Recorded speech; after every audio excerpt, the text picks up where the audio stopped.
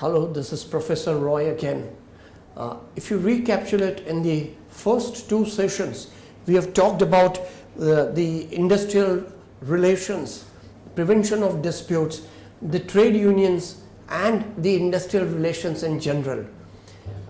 One of the most important functions of the union, possibly the entire fight for recognition of union, is for being the sole agent for collective bargaining, that is representing the workers before the management.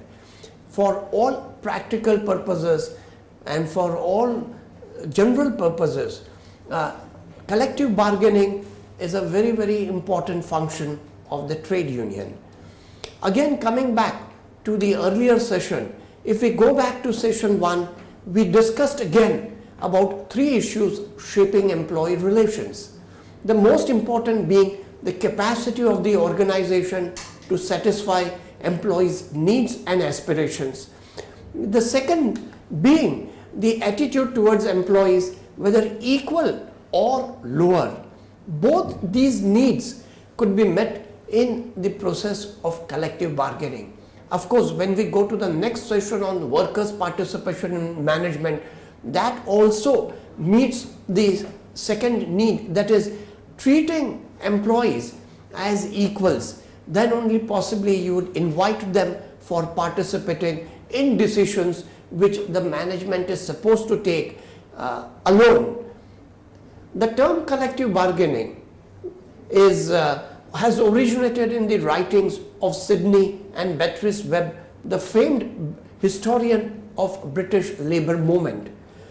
Collective bargaining is again is a process of joint decision making and represents a democratic way of life in industry.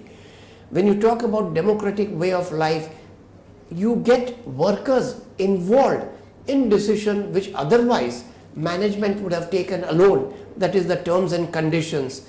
So when in the process of collective bargaining, they are also involved.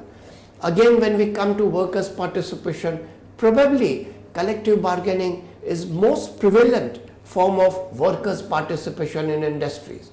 It establishes a culture of bipartisan, that is between two parties.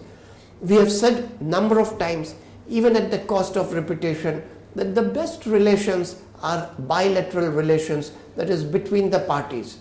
We also said a number of times that the third party might legislate. The third party, when it legislates, it really doesn't improve relations. Relations get improved by mutual respect and being fair towards each other.